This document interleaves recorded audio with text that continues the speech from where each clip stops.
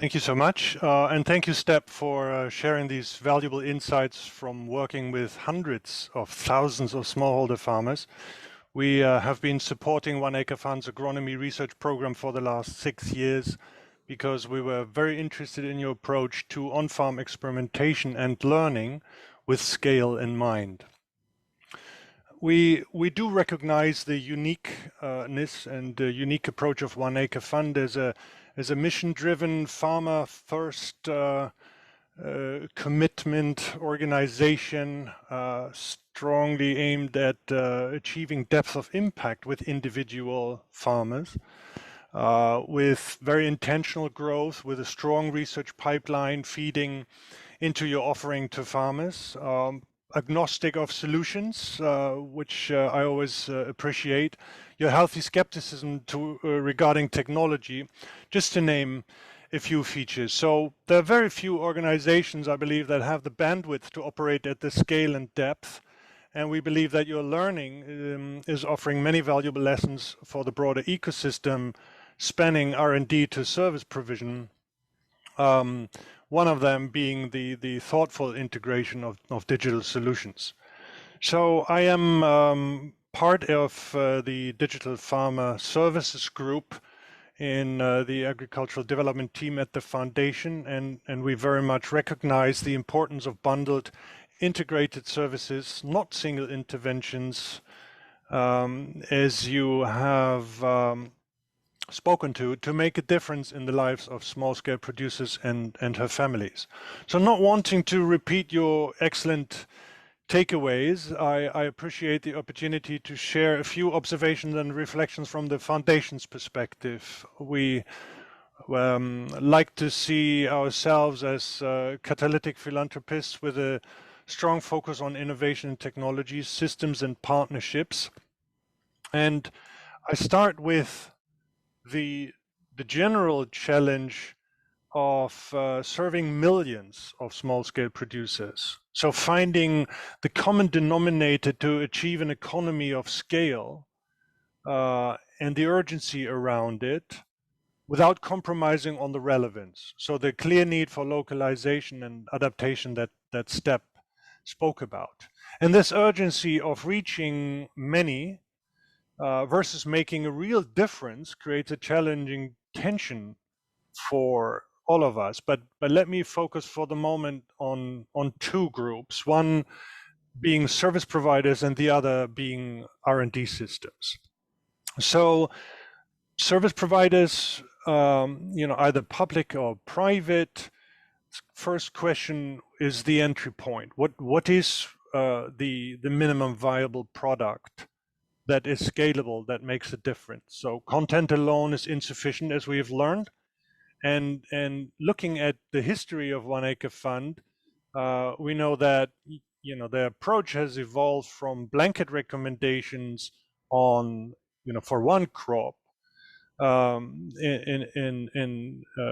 a particular geography in Eastern Africa to greater sophistication in your offering. So you have matured, for example, around decision support on varietal choices. That requires own R&D capability and funding. And this cost can't be built into the cost of service because otherwise it would be too expensive for farmers to shoulder. So it requires actually grant funding to cover this highly needed R&D capability. Now, service providers with less R&D capability will need to focus on less knowledge-intensive services or require access to relevant global public goods, which brings me to the R&D systems, as their focus is on data analytics and insights and ideally decision support, but they lack customer knowledge and scaling capabilities. They are increasingly capable of operating at scale, but localization is needed, and the One Acre Fund example of the 30-meter resolution digital soil map for pH predictions is a good service to that.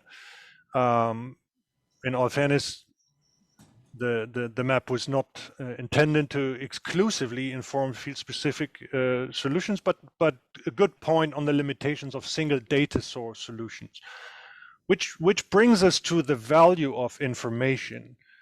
So now I know that 1Acre is also working with an organization called Innovative Solutions for Decision Agriculture to assess the value of information. So for example, how relevant is soil information depending on key variables such as general soil productivity? The extremes are often much more important in the decision-making process. Am I on a very poor soil or on a very rich soil? When I'm on a very rich soil, soil information is probably less valuable compared to I'm on a sort of medium or poorer soil. So what information has the key influence on the solution for a specific use case, such as low soil acidity, for example? How could we best obtain this information at scale in the right resolution? Where is engagement with farmers essential to turn early insights, of course, into preferences or motivation? And there is still much to learn, and we need to think harder on how best to combine sense data with user data in modeling frameworks to guide our decisions in less biased ways. And so Keith Shepard, principal scientist at ICRE for many years, always reminds me that variability and uncertainties are often unaccounted for, undervalued in the recommendations or service provision, but they are key to farmer decision making. Which brings me to the need for innovation, and just to name a few, and I look forward to the proceedings of this conference with hopefully a wealth of new ideas for innovation, but here are some that are on our mind, a little cluttered, but nevertheless. So we need more cost-effective assessment of key variables that are quite expensive to measure in field, such as yield or planted area and field boundaries. And there's much progress in that space, so let's leave it at that. Generating farm-level insights, so customer data, for example, that 1Acre Fund has access to, but also other methods, lean data method surveys that could generate additional insights. Digitally enabled on-farm research approaches, participatory, of course, cost-effective, scalable. The tricot approach was mentioned, we find very intriguing.